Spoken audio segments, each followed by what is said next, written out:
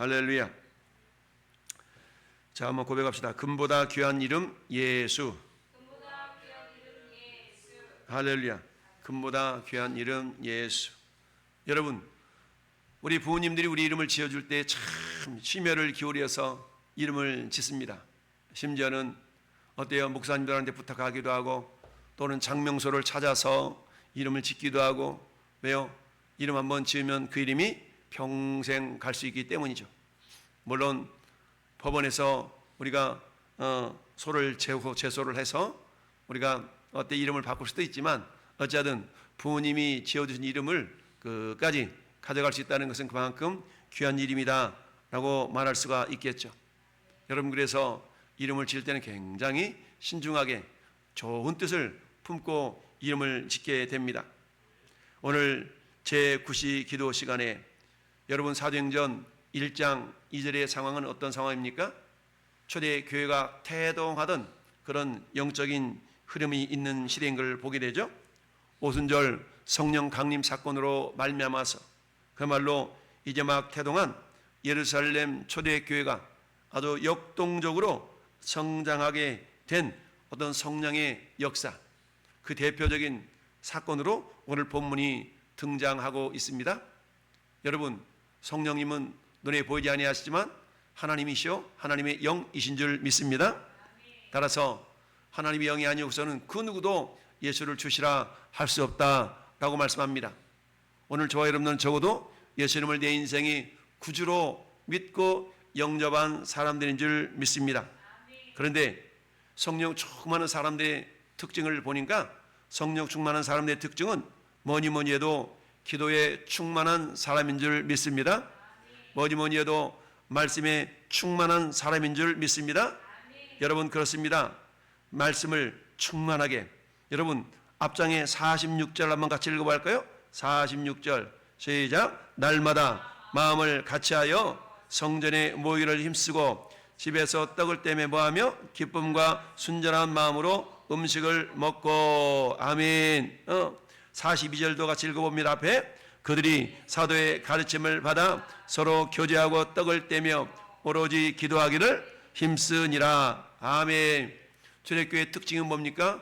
모이기를 힘썼다라는 얘기입니다. 여러분, 우리가 흔히 그런 얘기잖아요. 장작불. 여러분, 장작불 하나하나는 그렇게 화력이 강하지 않지만 나무들이 모여서 아궁이에 들어가면 큰 화력을 나타내는 걸 봅니다. 우리 어릴 적 저 학교마다 교실마다 석탄난로라는 게 있었어요. 석탄난로.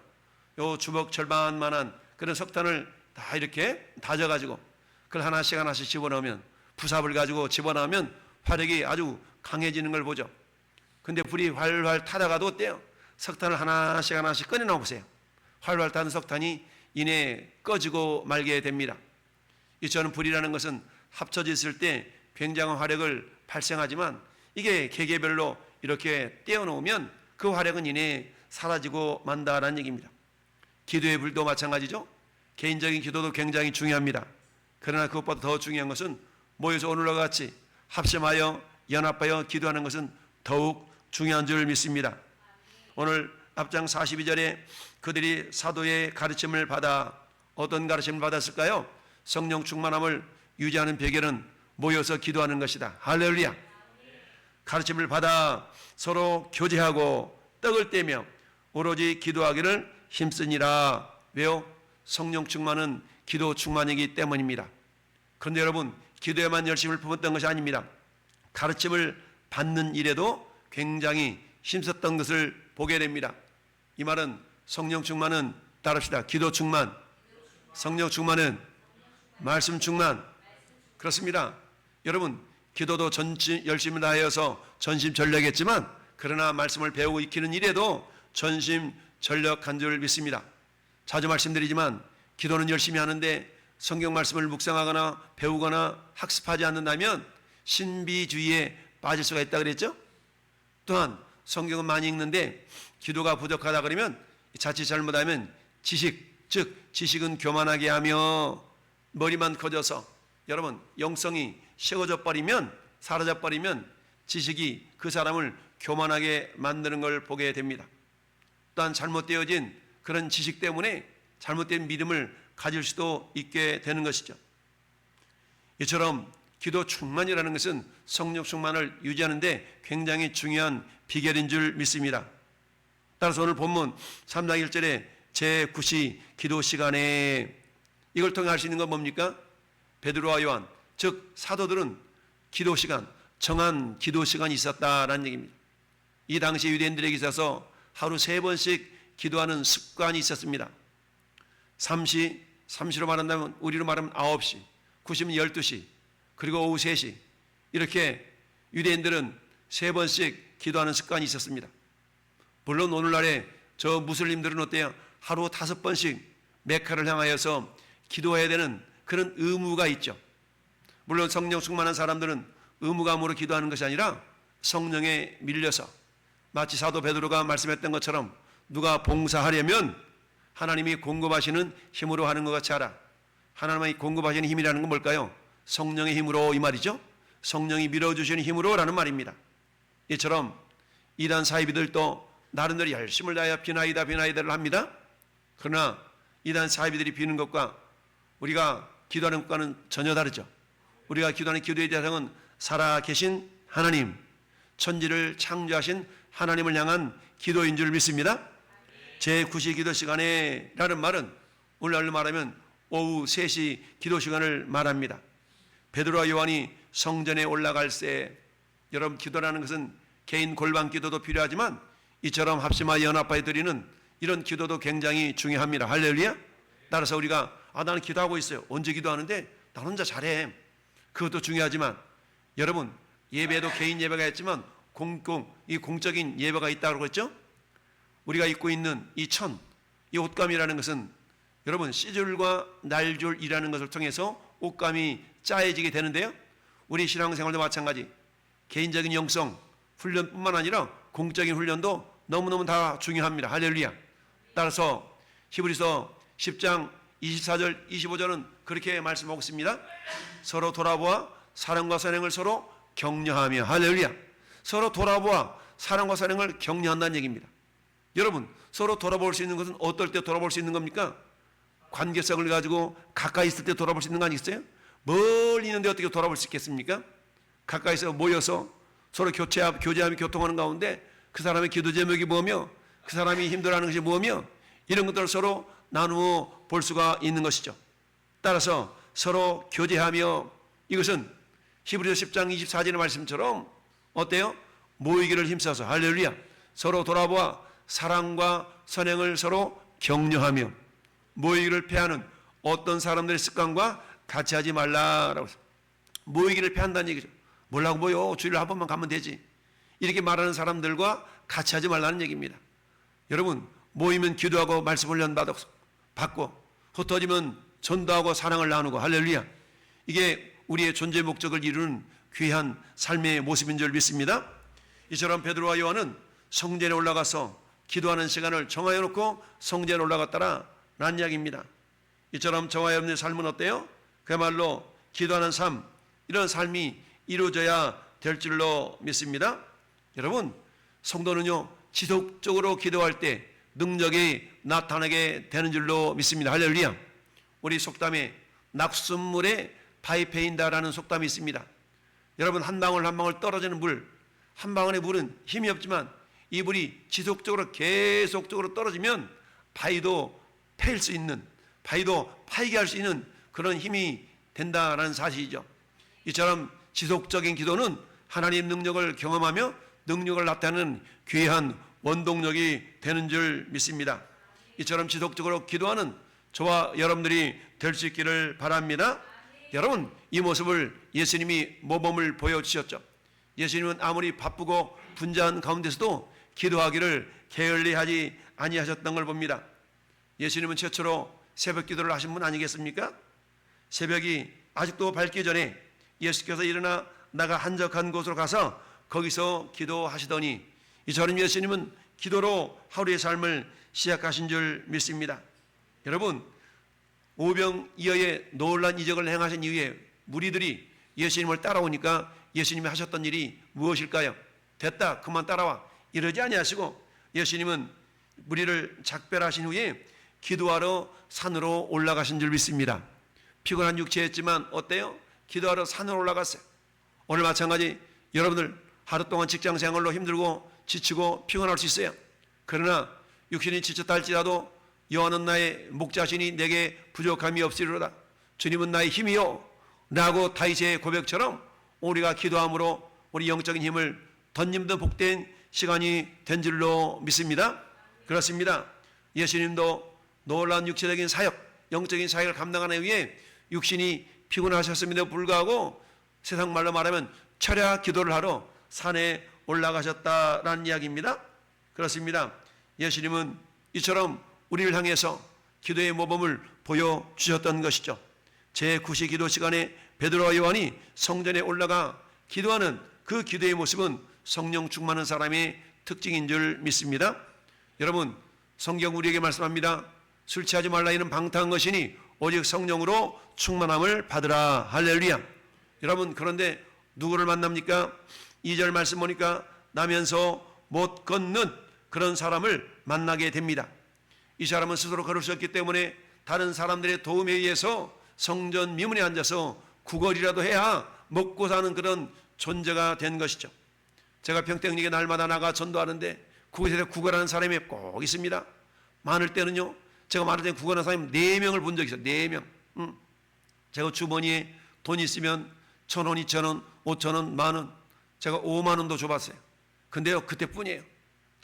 근데 그 사람이 지속적으로 구걸하죠. 구걸하지 않은 사람보다 구걸해서 먹고 살려고 하는 그 사람이 그나마 그래도 낮게 보일 수가 있습니다.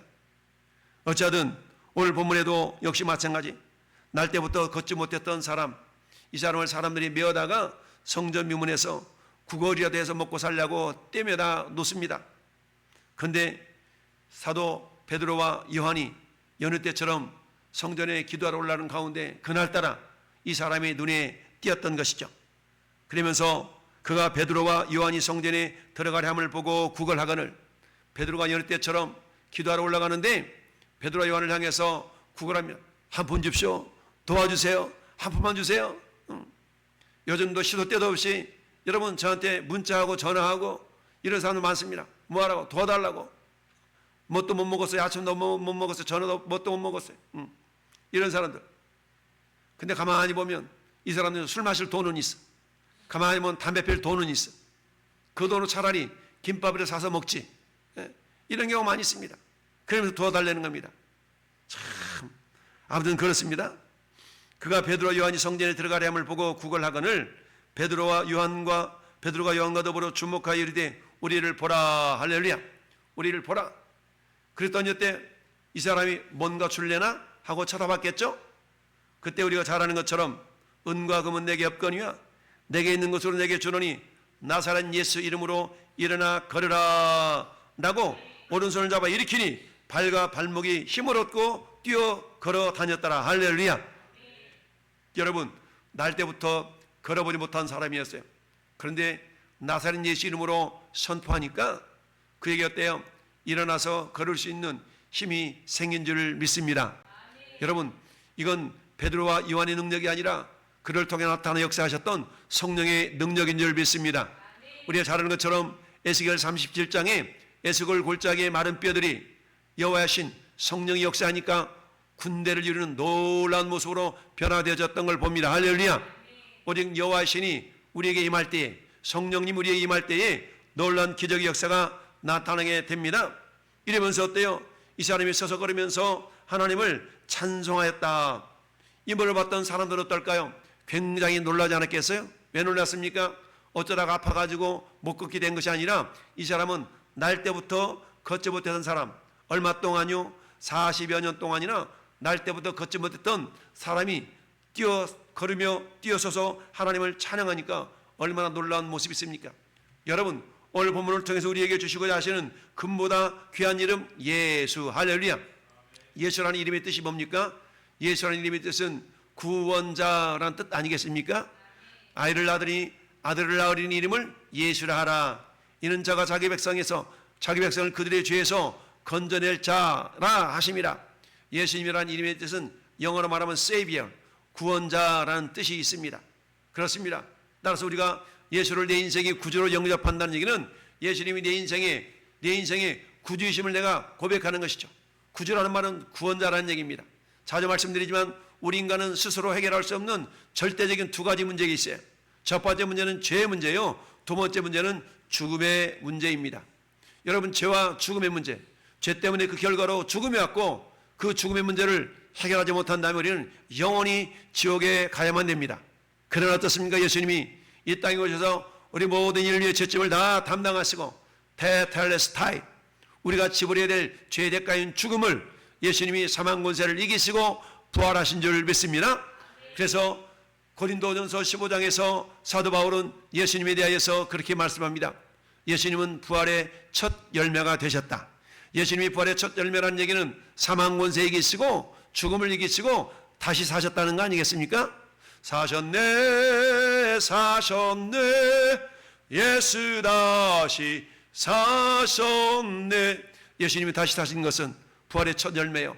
그렇다면 어때요? 첫 열매가 맺혀지면 이듬해에 그 다음에도 열매가 맺혀질 것에 대한 약속 내지는 기대 내지는 믿음 아니겠습니까? 할렐루야.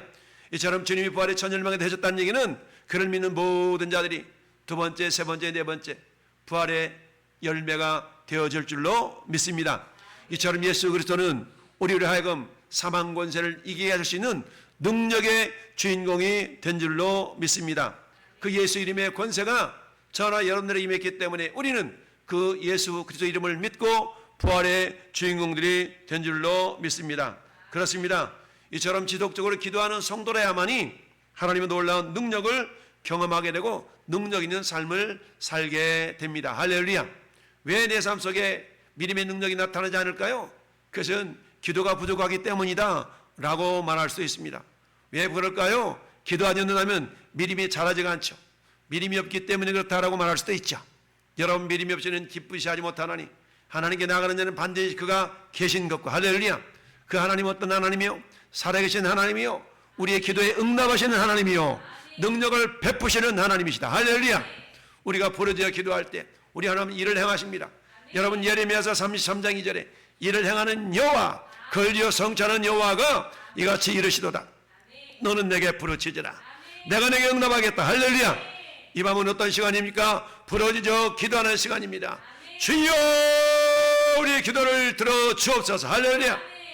여러분, 소경 바디메오가 예수님이 지나간다는 소문을 듣고 주님을 향해 외쳤습니다. 나사렛 예수여, 나를 불쌍히 해달라고. 사람들이 방해합니다. 시끄럽다. 우리 선생님 지나가시는데 방해하지 마. 그러자 바디메오는 어떻습니까? 미안합니다, 죄송합니다, 제가 방해했군요. 이랬나요? 그렇지 않습니다. 따라합시다. 더욱 크게 소리질러 가로되. 그렇습니다. 우리가 기도하려면요, 기도에 방해거리가 많이 있습니다. 기도의 방해거리에 대해서 그냥 오늘 이러니까 기도하지 말고 내일은 저러니까 기도하지 말고, 여러분, 이 핑계 저 핑계 대다 보면 할 일 아무것도 없습니다. 세상에 여러분 핑계 없는 무덤이 없다고 우리는 안 할 수 있는 못할 거리들을 찾으려고 하면 수도 없이 찾습니다. 그러나 거꾸로 할 수 있는, 오늘 금요 기도에 기도할 수 있는 여러분 이유를 찾는다면 수도 없이 찾을 수가 있습니다. 할렐루야. 그렇습니다. 예수 이름의 권세, 가장 귀한 이름, 금보다 귀한 이름 예수. 할렐루야. 예수님은 요한복음에서 그렇게 말씀합니다. 너희가 지금까지는 아무것도 구하지 아니했으나 이제부터는 내 이름으로 구하라. 그러면 주시리라. 할렐루야. 주님은 내 이름으로 구하라는 얘기입니다. 우리가 주님의 이름으로 구한다는 얘기 뭡니까? 주님의 권세를 덧입어서. 할렐루야. 여러분, 어떤 부모님이 자식에게 심부름을 시킵니다. 야, 옆집 가가지고 뭐 좀 달라 그래라. 가서 뭐라고 합니까? 이것 좀 주세요. 이거 누군데? 예, 나는 누구누구의 아들인데요, 우리 아버님 말씀에 아버님께서 이렇게 좀 달라고 그러십니다. 그래? 그럼 드려야지. 이게 이름의 권세인 줄 믿습니다. 우리 아버지 이름을 대고 우리 아버지는 함자가 누구누구인데 우리 아버님께서 좀 달라고 그러십니다. 그러냐? 네가 그 아버지 아들이구나. 알았다, 내가 주마. 갔습니다. 예수 이름으로 기도한다는 얘기는 여러분 천지를 창조하신 우리 하나님 태초에 말씀이 계시니라. 그 말씀이 하나님과 함께 계셨으니 그 말씀은 곧 하나님이시니라. 말씀이신 하나님이 이 땅에 육신을 입고 오신 분이 예수 그리스도 아니겠습니까? 우리는 그분을 나의 구주로 믿고 섬기며 살아갑니다. 이제는 어때? 그 이름의 권세를 힘입어서 구하는 것들마다 어때요? 주님이 들응답해 주신다라는 사실입니다. 여러분이처럼 기도하는 성도가 능력을 나타내게 될 줄로 믿습니다. 여러분, 성도는 교회 짐만 되는 존재가 돼서는 안 되겠죠. 여러분, 이 사람 어떤 사람이요? 사람들이 메어다가 성전 미문에 두는 사람이에요. 스스로 걸을 수 없는 영적인 안전뱅이가 오늘 많이 있습니다. 스스로 자발적으로 예배당을 찾는 자들이 찾지 못하는 자들이 얼마나 많습니까? 꼭 누군가 옆에서 가자고 해야 돼. 갑시다 해서 마지못해 따라오든 어쩌든 홀로 예배당에 나오지 못하는 영적인 안전뱅이들이 오늘날 너무나 많습니다. 사랑하는 성도 여러분이요, 우리 저나 여러분들은 어떤 자들이 되어야 됩니까? 성도 여러 지체들에게 영적인 부담을 주는 존재가 아니라 그들을 자유케 하는 존재, 그들을 일으켜 세울 수 있는 존재. 할렐루야. 어떻게 해요? 우리를 보라. 따라합시다. 우리를 보라.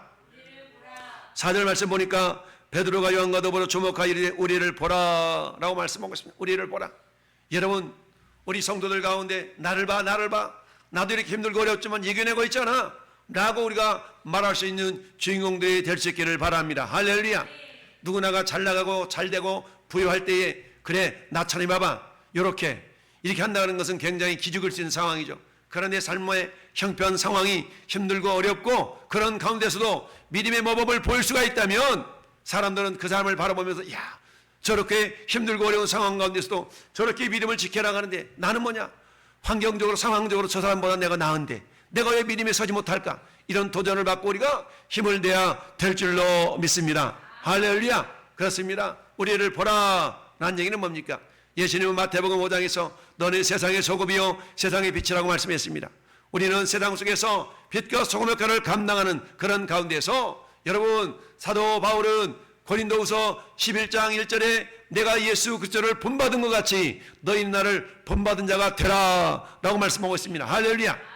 여러분, 우리가 어린아이들이 노는 놀이 가운데 그런 노래가 있습니다. 나처럼 해봐라 이런 노래가 있어요. 그쵸? 나처럼 해보라는 얘기입니다. 여러분, 나보다도 더 잘할 수 있지만 나만큼만 따라오라는 얘기죠.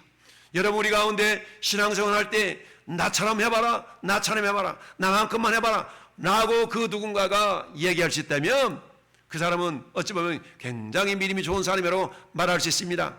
그러나 그렇게 말하는 것이 자기를 드러내기 위함이 아니라 여러분, 사랑과 선행을 서로 격려하며 할렐루야.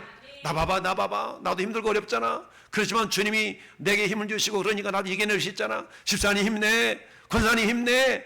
이렇게 해서 우리가 서로 권면하고 격려해서 함께 지어져가는 믿음의 공동체가 되어져야 될 줄로 믿습니다. 그렇습니다. 우리는 그 누군가를 향해서 우리를 보라, 나를 보라 라고 말할 수 있는 믿음의 사람들이 되어야 될 줄로 믿습니다. 할렐루야. 여러분, 사도 바울은 복음을 전하다가 로마로 이제 압송당하는 과정 속에서 여러 사람들에게 신문을 받습니다. 그 가운데 특별히 아그리빠 왕 앞에 신문을 받게 된 사건이 사도행전 26장에 나타납니다.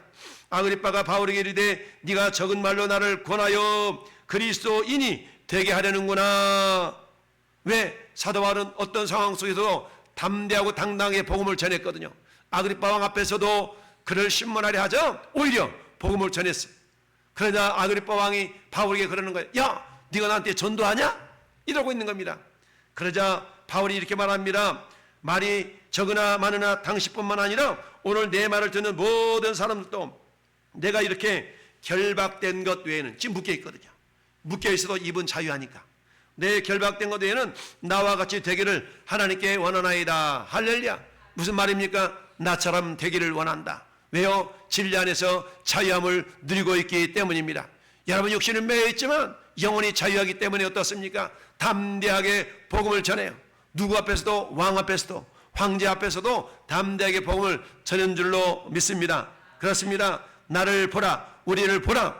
여러분, 그 누구 앞에서도 나를 봐봐 라고 말할 수 있는 믿음의 주인공들이 될 수 있기를 바랍니다. 할렐루야. 그렇습니다. 사도 바울이 베드로와 요한이 함께 여러분 안진뱅이를 일으켰던 것처럼 오늘날에 우리가 육신적인 안진뱅이를 일으킬 수 없다 할지라도 여러분, 육신적인 안진뱅이보다 더 무서운 것은 뭡니까? 영적인 안진뱅이. 여러분, 예수를 믿기는 믿지만 전혀 움직이지 않는 영적인 안진뱅이가 얼마나 많이 있습니까? 전 여러분들 그런 영적인 안진뱅이들을 일으켜 세울 수가 있어야 됩니다. 어떻게 해요? 나를 보라, 우리를 보라 라고 말하면서 그를 일으켜 세울 수가 있어야 되겠습니다. 할렐루야. 그러면 함께 지어져가는 아름다운 공동체, 믿음의 공동체가 되어지고 함께 하나님을 찬양하며 찬미하며 주님을 높여드리는 믿음의 공동체가 될 줄로 믿습니다. 그렇습니다. 무엇보다도 우리 교회가 세상을 향하여 줘야 될 건 많이 있습니다. 여러분, 많이 있어요. 그 가운데 가장 귀한 것은 예수 이름인 줄 믿습니다. 예수가 그리스도심을 선포할 때마다 우리 주님이 기뻐하시는 줄 믿습니다. 할렐루야. 저는 그리스도시요 살아계신 하나님의 아들입니다 라고 우리가 고백할 수 있어야 됩니다. 여러분, 다른 이로서는 구원을 얻을 수가 없어요. 여러분, 오늘도 저 평택역에서 나가 전도하는데 이쁘장하게 생긴 젊은 처자들이 열심히 뭔가 전단지를 나눠줘. 야, 그래서 참 이쁘다, 전도하는가 보다 라고 쳐다봤더니 이단 사이비들이 나와서 자기들의 전단지를 전달하고 있어요. 야, 마음이 안타까웠어.